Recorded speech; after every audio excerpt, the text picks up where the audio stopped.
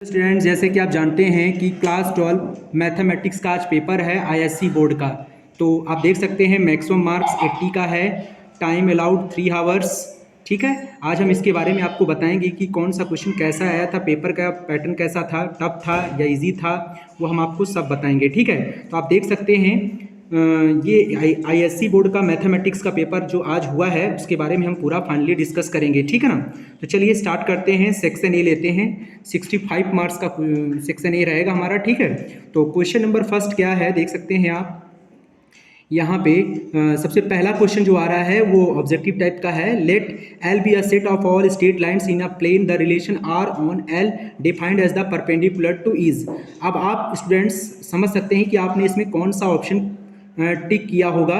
तो आप समझ सकते हैं एल अगर एक क्या हो, set of all straight lines plane पर हो, तो आपको ये करना है कि रिलेशन बताना है कि जो रिलेशन होगा वो on L defined as the perpendicular होना चाहिए। तो उसके लिए हमारा जो इसमें स्टेटमेंट जो होगा, जो इसमें आपका ऑप्शन होगा, कौन सा ऑप्शन करेक्ट होगा, तो ये आपको बताना है। उसके लिए आपको समझना होगा, इसको बार बार अच्छे से पढ़ना होगा।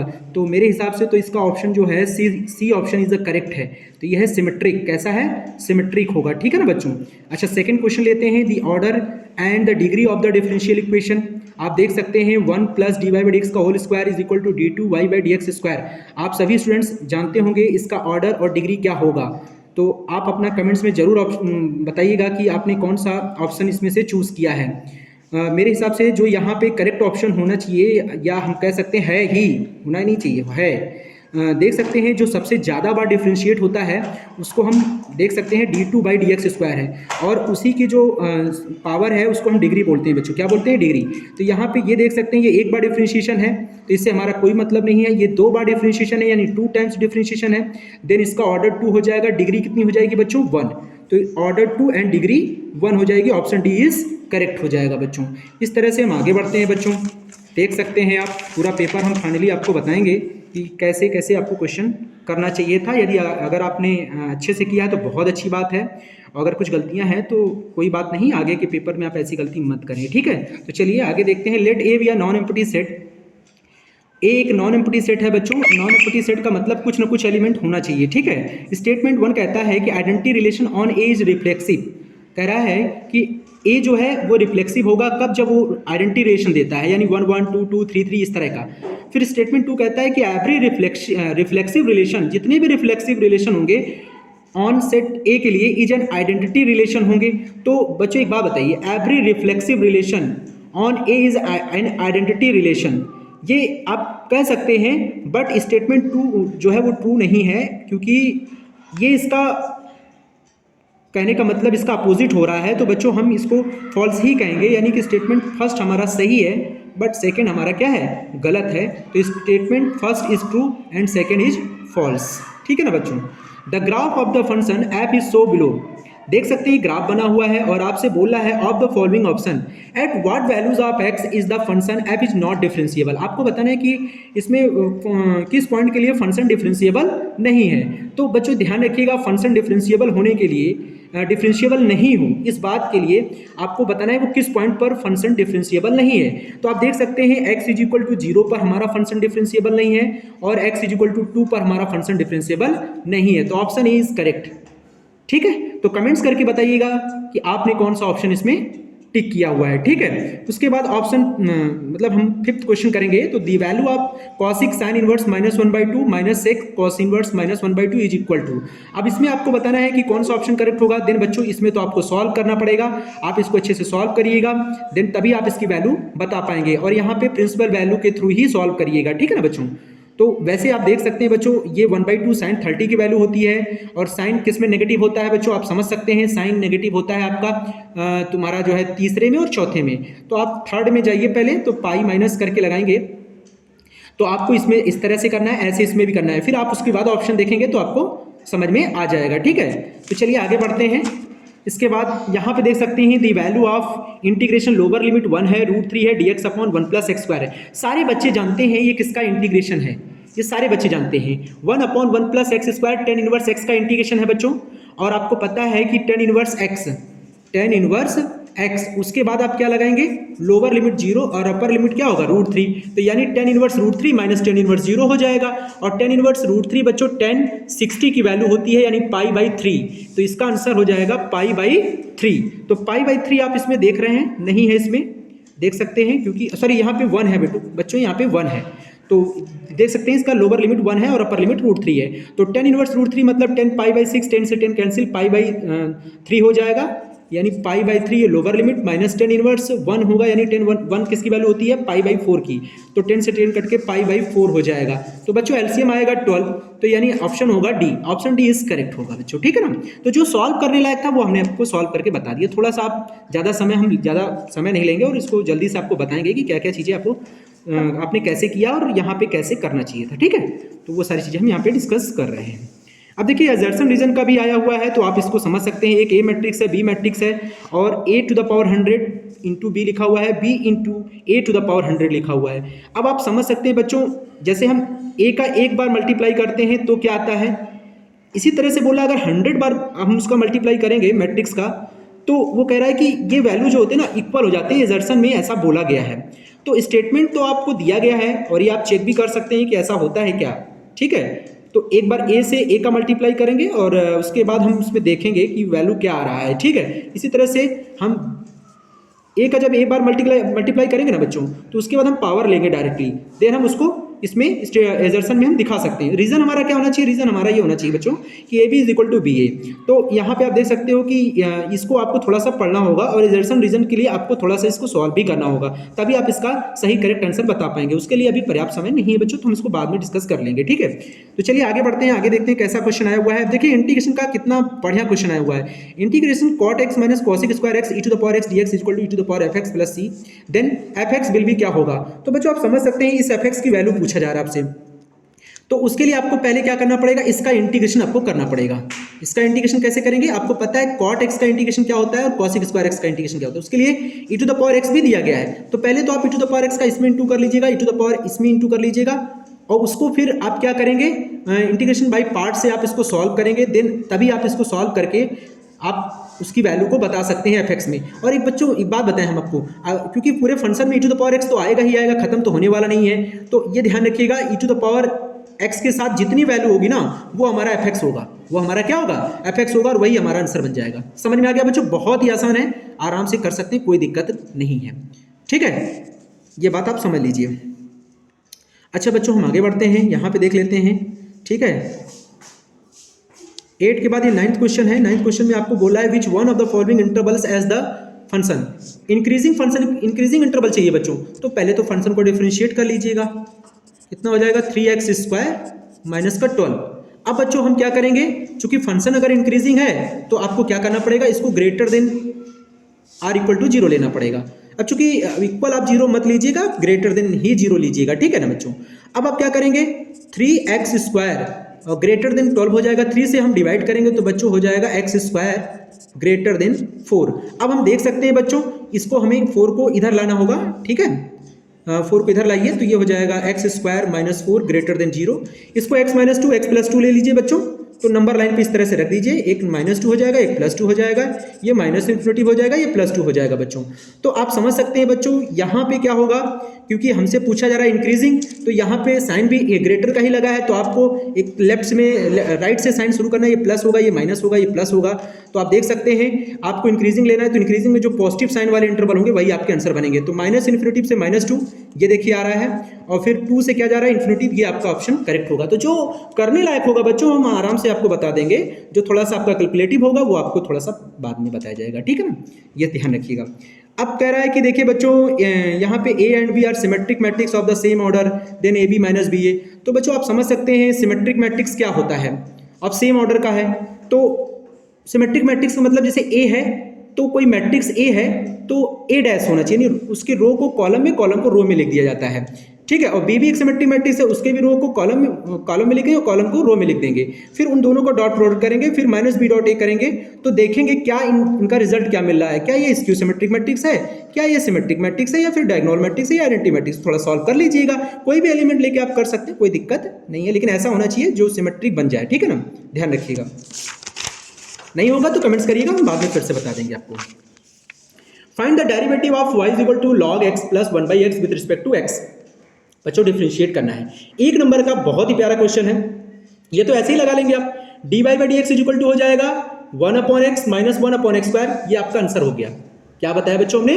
1/x, इसका डिफरेंशिएशन क्या होता है 1/x, और प्लस 1/x का हो जाएगा माइनस 1/x स्क्वायर, यानी 1/x माइनस 1/x स्क्वायर आपका आंसर होगा बच्चों, ध्यान रखिएगा, ठीक है। इसके बाद आप देख सकते हैं 12 नंबर क्वेश्चन क्या है, Tina is participating for an upcoming shooting tournament, the probability of her shooting, तो थोड़ा बच्चों ध्यान रखिएगा, प्रोबेबिलिटी का क्वेश्चन है, ठीक है। Find the probability at least one shot of Tina hitting the target, तो कम से कम एक शॉट उसका क्या हो जाता है, लग जाता है, कम से कम एक लगता है बच्चों। और आप देखिए 4 बार वो चांस टारगेट करता है, 4 बार टारगेट करता है, तो 4 बार करता है तो हो सकता है चारों बार लग जाए। घटने की जो प्रोबेबिलिटी है वो दिया गया है 0.4, 0.3, 0.2, 0.1। बहुत ही प्यारा क्वेश्चन है बच्चों, आराम से कर सकते हैं। देखिए एटलीस्ट बोला गया कम से कम एक बार शॉट लगता है, तो हो सकता है चारों बार लग जाए, ठीक है। तो कम से कम एक बार लगेगा, कम से कम एक बार लगता है, ठीक है। तो एक बार लग सकता है, 2 बार भी लग सकता है, 3 बार भी लग सकता है, 4 बार भी लग सकता है, यानी इससे 4 पॉसिबिलिटीज हो गए बच्चों, समझ में आ रहा है ना। तो इस तरह से आपको चीज़ें इसको सॉल्व करनी है, और एक नंबर का प्यारा क्वेश्चन ये भी है, तो सिर्फ एडिंग करना है और कुछ नहीं करना है, इसको सॉल्व कर लीजिएगा। Which of the following function, अब आपसे यहाँ पे कह रहा है कि विच one of the following graph is a function of x. अब आपसे पूछा गया है ये जो ग्राफ है क्या ये फंक्शन ऑफ एक्स है, आप देख सकते हैं बिल्कुल है, यहाँ पे भी है, तो आपका एक नंबर तो पक्का हो गया, कोई दिक्कत नहीं है यहाँ पे, ठीक है, क्योंकि ये चीज़ें आपको समझनी पड़ेगी बच्चों, ठीक है। अब यहाँ देख सकते हैं ये नहीं हो सकता है, क्योंकि बच्चों ग्राफ बी में आप देखिए y की 2 अलग अलग वैल्यूज आ रही हैं, है ना। ये देखिए यहाँ यहाँ यहाँ, मतलब x इज इक्वल टू 0 पर ये 3 मान कैसे हो सकते हैं, ये तो गड़बड़ है, ठीक है, तो ये ध्यान रखिएगा। तो यहाँ पे अब हम देख सकते हैं integration 0 to 6 mod of x plus 3 dx, what a question बच्चों, इसका आंसर 0 हो गया, इसका आंसर 0 हो गया। बहुत सारे बच्चे परेशान होंगे कि सर ये आपने कैसे कर दिया कि इसका आंसर 0 हो गया। बच्चों ये मॉड में जो वैल्यू है ना x प्लस 3, इसको आप 0 से इक्विट करें, क्या आ रहा है x minus 3, x is equal to -3, और -3 तो 0 और 6 के बीच में ही नहीं है, तो जब 0 और 6 के बीच में ही नहीं है तो इसका मतलब इस इंटरवल के लिए ये फंक्शन डिफाइंड ही नहीं है। तो जब ये फंक्शन डिफाइंड नहीं है दिस वैल्यू विल बी 0। समझ में आ गया ना बच्चों, वेरी गुड। गिवन दैट, अब देखिए यहाँ पे आपका ये वैल्यू दिया गया है and y decreases at the rate of 1 centimetre per second, find the rate of change. तो बच्चों बहुत ही आराम से सवाल कर सकते थे आप, ये y डिक्रीजिंग दिया गया है तो इसका मतलब ये वैल्यू माइनस होगा, और डिक्रीजिंग का रेट दिया है तो बच्चों कोई दिक्कत नहीं है, dy बाई dt की वैल्यू दी गई है -1 सेंटीमीटर पर सेकंड। अब बच्चों आपको यहाँ पे डिफ्रेंशिएट कर लेना है, इसको क्या करना है, find the rate of change of x, मतलब बच्चों हमको dx अपॉन dt निकालना है, कब कब निकालना है, x इक्वल टू 5 पर, y इक्वल टू 1 पर। तो बहुत ही प्यारा क्वेश्चन है, आप पहले इसको डिफरेंशिएशन करेंगे, ठीक है। अब आप कहेंगे डिफरेंशिएशन किसके रिस्पेक्ट में करेंगे, तो बच्चों इसको t के रिस्पेक्ट में करिएगा, हर एक फंक्शन को, y को भी t के रिस्पेक्ट में करिएगा, x को भी। तो यहाँ पे माइनस का 1 upon y square dy by dt हो जाएगा, माइनस का 1 upon x square dx upon dt हो जाएगा, ठीक है। तो dy बाई dt आपको कहाँ से मिलेगा बच्चों, ये dy बाई dt यहाँ पता है हमको, वहाँ लगा दीजिएगा, और dx अपॉन dt आपको निकालना है तो वो आप निकाल लीजिएगा, बाद में x की जगह 5 और y की जगह 1 लगा के dx अपॉन dt की वैल्यू निकाल लीजिएगा। देखिए कितना अच्छे से आपको समझा रहे हैं बच्चों। क्वेश्चन नंबर 2 क्या कह रहा है कि आपके पास ये such that r tends to दिया गया है। अब r एक रियल नंबर है बच्चों, उसमें ये नंबर नहीं लेना है, और ये x की जगह आता है, सारे बच्चे जानते हैं, ये y की जगह आता है, ये सारे बच्चे जानते हैं। तो y में रियल नंबर होगा, लेकिन रियल में 0 मत लीजिएगा, इसमें -1/3 को मत शामिल करिएगा, और f इनवर्स x निकालना है। तो बच्चों इन्वर्टिबल है, इसका मतलब इन्वर्टिबल हमें प्रूव करना पड़ेगा, तो उसके लिए हमें 1 प्रूव करना होगा, 2 प्रूव करना होगा, फिर उसके बाद जब 2 प्रूव कर लेंगे देन दोनों और हम क्या ले लेंगे बच्चों, एफ इनवर्स ले लेंगे, और सवाल का आंसर आ जाएगा। एफ इनवर्स वाई आएगा, वाई की जगह एक्स लगा दीजिएगा, आंसर आ जाएगा बच्चों। बहुत ही प्यारा क्वेश्चन है, बहुत ही प्यारा क्वेश्चन है बच्चों। सेकंड नंबर देख सकते हैं बच्चों, f such that r tends to r defined by the function. ये फंक्शन दिया गया है और f x is 1 1 and on 2 बोला गया है। तो बच्चों अगर 1 1 और ऑन 2 दिखाना है तो कुछ काम नहीं करना है, एक बार F X 1 is equal to क्या ले लेना, एफ एक्स 2 ले लीजिएगा, ठीक है। तो फंक्शन 1 1 के लिए x1 इज इक्वल टू अगर x2 आ गया तो 1 1 हो जाएगा, और ऑन 2 के लिए इसको बच्चों y मान लीजिएगा, y वाली वैल्यू x के टर्म में दी, अब x की वैल्यू y के टर्म में निकाल लीजिएगा, तो ये फंक्शन y ऑन 2 भी हो जाएगा। बस इतना ही करना है इसमें। Find the value of the determinant, आपको इसका डिटर्मिनेंट का वैल्यू निकालना है विदाउट एक्सपेंडिंग। सारे बच्चे इस सवाल को कर सकते हैं बच्चों, सारे बच्चे कैसे, इस अल्फा का इंटू कर लीजिएगा, alpha beta plus alpha gamma, beta gamma plus beta alpha, इसका इंटू करते ही ये हमारा क्या हो जाएगा, फर्स्ट कॉलम में हो जाएगा, ये हमारा सेकंड कॉलम हो जाएगा। तो फर्स्ट कॉलम को सेकंड कॉलम से ऐड कर दीजिएगा। कोई दिक्कत है क्या बच्चों?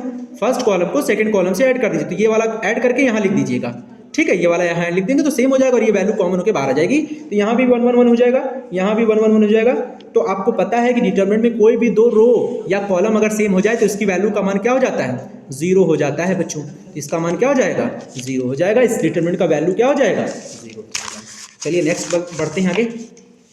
Determine the value of k for which the following function is continuous at equal to 3।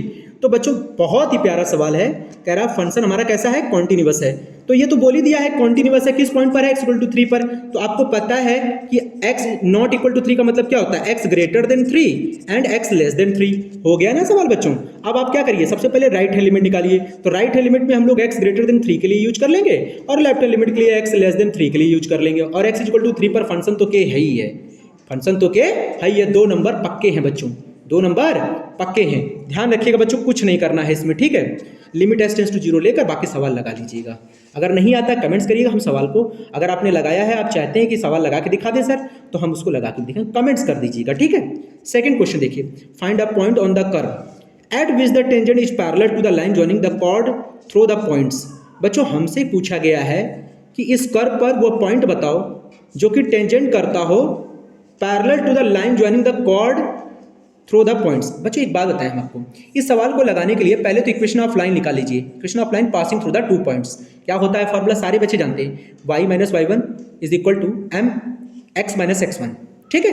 अब चूंकि m की जगह लगा देंगे y2 minus y1 upon x2 minus x1, आराम से निकल आएगा, ठीक ना। तो जैसे इक्वेशन मिल जाएगी ना बच्चों, तो वो लाइन क्या हो जाएगी, पैरेलल हो जाएगी इसके टेंजेंट। तो इसको भी डिफरेंशिएट कर लेंगे हम इसको, ठीक है। और इसका जो स्लोप होगा बच्चों, इसका जो स्लोप होगा वो इस लाइन के पैरेलल होगा। तो इस लाइन के पैरेलल होने का मतलब m1 इसका स्लोप और इसका स्लोप दोनों का निकाल लीजिएगा, m1 is equal to m2 कर लेंगे, m1 is equal to m2 कर लेंगे। एक तरह से हम ये कह सकते हैं। तो जब दोनों के स्लोप इक्वल हो जाएंगे ना बच्चों, तो आराम से हम वहां से पॉइंट क्या कर सकते हैं, कैलकुलेट कर सकते हैं। x की वैल्यू निकालना है, फिर y की वैल्यू निकाल लेंगे, आपका आंसर आ जाएगा। बहुत प्यारा सवाल है। अब देखिए 5th नंबर क्वेश्चन, कितना प्यारा सवाल है। इंटीग्रेशन, डेफिनेट इंटीग्रेशन का सवाल है, 0 to pi 1 upon 1 plus e to the power sin x dx। अब ये बताइए आप इसको इंटीग्रेट कैसे करेंगे, बताइए जरा। चूंकि सारे बच्चे जानते हैं कि इसका इंटीग्रेशन हम करेंगे, अगर मान लीजिए आप प्रॉपर्टी का यूज करना चाहेंगे तो प्रॉपर्टी का यूज कर सकते हैं, बट प्रॉपर्टी के यूज से अगर सवाल लंबा होगा तो आप मत करिएगा, ठीक है।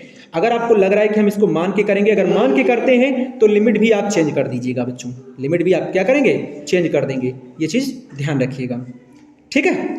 चलिए अगर नहीं आता आपको तो आप बताइएगा, हम इसको सॉल्व कर देंगे आपका, ठीक है। क्वेश्चन नंबर 6 जो आराम से हो जा रहा है वो हम आपको बता रहे हैं। P A union B if 2pa is equal to pb is equal to 5/13 then pa upon b is equal to 2/5। बच्चों ये कंडीशनल प्रोबेबिलिटी का सवाल है।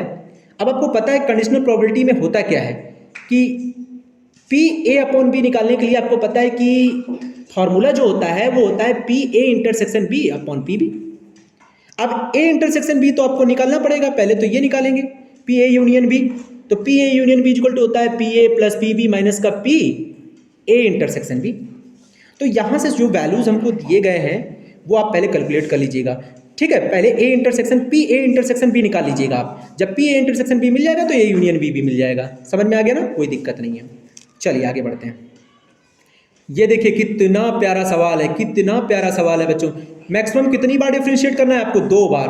तो इस वाले इक्वेशन को आप 2 बार डिफरेंशिएट करेंगे, d Y by D x d two by d square 2 बार करेंगे, आपका आंसर आ जाएगा, पूरा इसी से आ जाएगा बच्चों आंसर, ठीक है। अच्छा क्वेश्चन नंबर 8 क्या है, अब देखिए 4 नंबर आपने पक्के कर लिए बच्चों, कोई दिक्कत नहीं है। क्वेश्चन नंबर 8 देखिए, sine inverse x plus sine inverse, sorry ये देखिए sine inverse x by 2 plus cos inverse x equal to pi by 6 है। सॉल्व करना है एक्स के लिए, तो एक्स की वैल्यू बताना बच्चों, कोई दिक्कत नहीं है। आप इस कॉस इनवर्स एक्स को भी साइन में चेंज कर सकते हैं, कोई दिक्कत नहीं है, ठीक है। तो क्या कर सकते हैं, अब हम आपको सिंपल तरीका बताते हैं। कॉस इनवर्स एक्स जो लिखा हुआ है ना, समझिएगा जरा।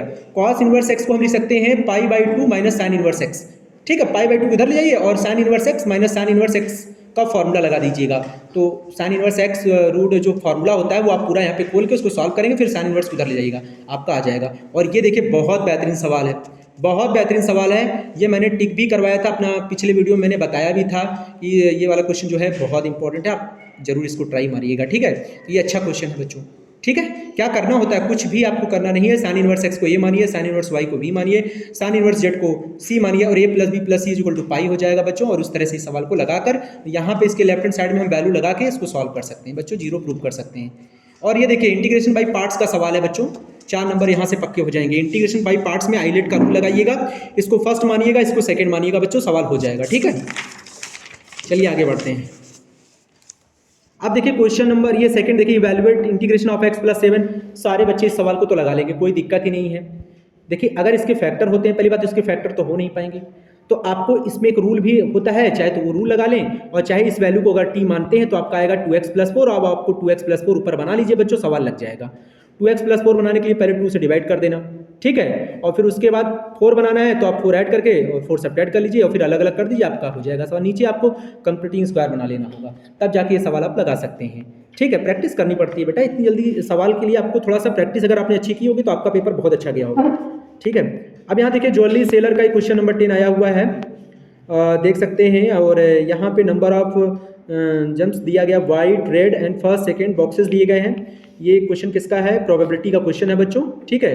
तो सेकंड से पूछ रहा है तो आप सेकंड से ड्रॉ किए गए हैं उससे आपको निकालना है, ठीक। वाइट बॉल और मान ली वाइट और जेम्स है और रेड है, तो यहाँ पे पूछा किसका गया है, सेकंड बॉक्स का, यानी दोनों का है, वाइट का भी और रेड का भी होगा फिर, ठीक है ना, दोनों का निकालना होगा, तो आप निकाल लीजिएगा।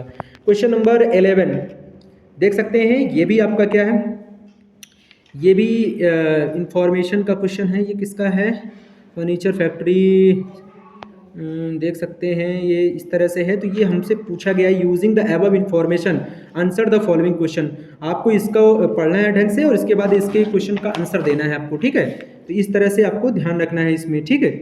ये चीज़ अच्छे से आप पढ़िएगा क्वेश्चन को, बहुत अच्छा क्वेश्चन है बच्चों, ठीक है। और अगर आपका क्वेश्चन अच्छा जा रहा होगा तो आप कमेंट्स जरूर करिएगा, ठीक है। क्वेश्चन नंबर 12 पे देख सकते हैं, यहाँ पे आपको मैक्सिमा मिनिमा का क्वेश्चन है बच्चों, ये देखिए, ठीक है। मैक्सिमा मिनिमा का क्वेश्चन है, mister Roy design in the, तो आपको ये सवाल भी अच्छे तरीके से करना होगा। ये सवाल हमने वैसे बताया हुआ है, लेकिन आप सवाल को भाई लगाने के लिए टाइम होना चाहिए, तो आप इस क्वेश्चन को लगाए होंगे, उम्मीद है आपने बहुत अच्छे से किया होगा। अच्छा, इसके बाद सेकेंड देख सकते हैं, यहाँ पे सिलेंड्रिकल डस्टबिन दिया हुआ है, ये भी आपका किससे आया हुआ क्वेश्चन है, हैज़ अ वॉल्यूम दिया गया है। और यहाँ पे इसको इस टर्म में कन्वर्ट करना है गिवन वॉल्यूम को, उसके बाद टोटल सरफेस एरिया आपको ये दिखाना है, बहुत सारी चीज़ें इसमें दे रखी है। कैलकुलेट द मिनिमम कॉस्ट, ये भी आपको जो है मैक्सिमम मिनिमम का ही क्वेश्चन है, ठीक है ना बच्चों, इसको ध्यान से करना है। और ये देखिए, ये बहुत अच्छा क्वेश्चन आया हुआ है 6 नंबर का, और ये हमने क्वेश्चन जो है बहुत अच्छे तरीके से बताया बच्चों, ये आपको अच्छे तरीके से करना चाहिए था। डिफरेंशियल इक्वेशन क्वेश्चन है, बहुत ही शानदार क्वेश्चन है बच्चों, ठीक है, तो इसको आपको लगाना चाहिए था, ठीक है। चलिए आगे बढ़ते हैं। उसके बाद solve the following differential equation, ये भी डिफरेंशियल इक्वेशन क्वेश्चन है, बहुत ही शानदार क्वेश्चन है बच्चों, ठीक है। इसको भी डिफरेंशियल इक्वेशन को सही तरीके से आपको करना था। क्वेश्चन नंबर 14 देख सकते हैं, ये आपका पेपर है, ये वेरिएंस का सवाल लग रहा है, हाँ ठीक है, इसको आपने किया ही होगा। उसके बाद ये सेक्शन बी है बच्चों, section be very important, vector से आया हुआ सवाल, देखिए कितना सरल है। ए वेक्टर दिया है, बी वेक्टर दिया है, तो a-2b मॉड ऑफ a-2b पूछा गया है। तो बच्चों a ये है, b में 2 का मल्टीप्लाई करना है, देन उससे सब्ट्रैक्ट करके फिर उसका मॉडुलस निकाल लेना है। तो देखिए बच्चों, इसमें हम 2 से अगर मल्टीप्लाई करते हैं तो ये कितना हो जाएगा 4i, ये हो जाएगा 16 और ये हो जाएगा माइनस का 9, ठीक है ना बच्चों। उसके बाद आपको इससे सब्ट्रैक्ट करना है, तो 3i में से 4i जाएगा तो कितना बचेगा -i, और ये हो जाएगा प्लस का 16, तो ये हो जाएगा बच्चों कितना होगा 14j, और ये हो जाएगा आपका ये के है ना बच्चों, तो यहाँ पे आपका हो जाएगा 9 और 1 10 हो जाएगा 10k। -1 का स्क्वायर अंडर रूट में करिए, -1 का स्क्वायर 196, और ये हो जाएगा आपका 10 यानी 100 हो जाएगा बच्चों। तो यहाँ पे आपको सॉरी गड़बड़ हो गया लग रहा है, देखिए बच्चों फिर से देख लीजिए, ए वेक्टर आपका ये है, वी वेक्टर में 2 से इंटू किया है, 4i माइनस का 8 होगा, सॉरी माइनस का 8j और माइनस का यहाँ पे 6k होगा, सॉरी गलती हो गई, ठीक है। तो 3, अब यहाँ पे इसको सब्ट्रैक्ट कर लीजिए, 3 में से 4i घटाएंगे तो कितना बचेगा बच्चों -i, और -2i में भी -8i यानी +8i हो जाएगा बच्चों, यानी कि 6j हो जाएगा ना j। उसके बाद k +6 हो जाएगा बच्चों, तो ये 7k हो जाएगा। तो 7 का स्क्वायर करेंगे तो कितना आएगा 49, प्लस 6 का स्क्वायर करेंगे तो कितना आएगा 36, और 1 का स्क्वायर करेंगे तो 1, मतलब ये समझिए कि 49, 36 और 1 ऐड करिए, 9 6 15 1 16 4 3 7 1 8 √86 आएगा बच्चों। तो ये ऑप्शन होगा करेक्ट, ठीक है ना बच्चों। तो इस तरह से आपको ये सवाल है, बहुत सरल सवाल है ये, तो हम ऐसे ही बस लगा दे रहे हैं, ठीक है, नहीं तो वीडियो बहुत लंबा हो जाएगा। If a line makes an angle alpha beta gamma with the direction coordinate axis दिया बच्चों, sine square alpha plus sine square beta plus sine square gamma, सारे बच्चों को इसका मान पता है बच्चों। If a line makes an angle alpha beta gamma, ठीक है, with positive direction of the coordinate axis, then value of sine square alpha plus sine square beta plus sine square gamma.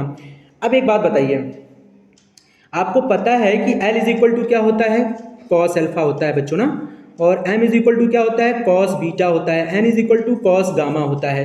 तो L square plus M square plus N square करेंगे तो ये तो cos square alpha plus cos square beta plus cos square gamma हो जाएगा। अब आपको पता है L square plus M square plus N square तो 1 होता है, तो 1 ये कॉस को साइन में सब्स्टिट्यूट कर देना, 1 minus sign square alpha 1 minus sign square beta 1 minus sign square gamma, तो 1 1 1 3 टाइम्स हो जाएगा बच्चों। तो 3 टाइम्स हो गया 3 और ये 1 इधर ले आइएगा, -1 हो जाएगा, यानी कि आ गया 2।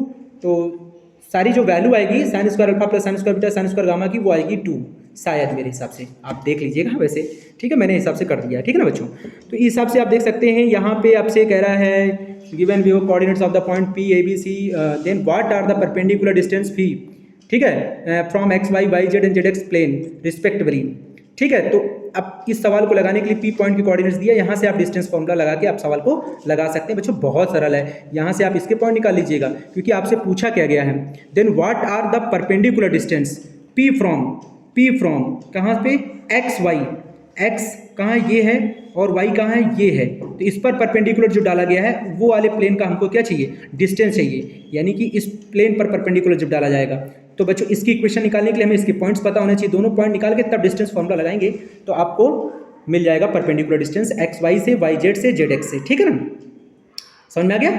अब बच्चों यहाँ देख सकते हैं ए वेक्टर बी वेक्टर दिया है, find the projection of B vector on A vector, तो ए वेक्टर शायद अपॉन मॉड ऑफ बी होता है बच्चों, ये आप क्लियर कर लिए, A dot B upon mod of A शायद होता है, आप यही फॉर्मूला लगा देंगे। ए डॉट बी कैसे होता है बच्चों, इसका डॉट प्रोडक्ट कर लीजिएगा, अपॉन ए को नीचे कर दीजिएगा, मॉड ऑफ ए है ना, तो आपका आंसर निकल आएगा। Find a vector of a magnitude 20 units parallel to the vector. बच्चों एक बात बताइए, कोई एक वेक्टर फाइंड करना है जिसका मैग्नीट्यूड 20 यूनिट्स है और वो इसके पैरेलल है टू दिस वेक्टर के, तो वो वेक्टर आप मान लीजिएगा, ठीक है। और अगर वेक्टर पैरेलल होते हैं ना बच्चों, तो ये जो 20 units parallel to this vector है, इसको थोड़ा सा सॉल्व कर लीजिएगा। ये जो 20 होता है ना बच्चों, यूनिट्स मैग्नीट्यूड दिया गया है, किसी भी वेक्टर का मैग्नीट्यूड 20 यूनिट्स है, यानी अगर हम वेक्टर लेते भी हैं, जैसे हम मान लीजिए X I plus Y J plus Z के लिए आपने, तो under root X square plus Y square plus Z square equal 20 होगा, तो स्क्वायर करेंगे तो X square plus Y square plus Z square इस तरह से 20 हो जाएगा, ठीक है ना, वेक्टर ऑफ मैग्नीट्यूड, ठीक। और वो पैरेलल है तो उसके कोफिशिएंट आप नीचे कर दीजिएगा, ठीक है, कोफिशिएंट आप उसके कंपेयरिंग में नीचे करेंगे तो आपका आंसर निकल आएगा। चलिए कमेंट्स करिएगा, नहीं आएगा तो हम फिर बता देंगे आपको।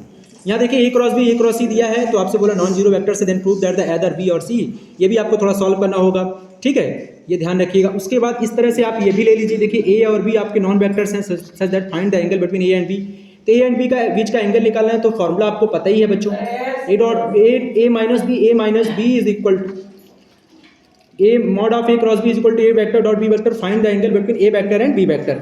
आपके पास कोई टू नॉन जीरो वेक्टर्स हैं बच्चों, तो ये तो आपको पता है कि ये दिया गया है, फाइंड द एंगल बिटवीन, तो भाई साइन थीटा का फॉर्मूला क्या होता है, साइन थीटा का जो फॉर्मूला होता है mod of A cross B upon mod जो होता है mod of A mod of B, तो mod of A cross B की जगह बच्चों ए डॉट बी लगा दीजिएगा अपन, mod of A mod of B कर दीजिए, तो एंगल तो सिंपल तरीके से आप निकाल सकते हैं, कोई दिक्कत ही नहीं है।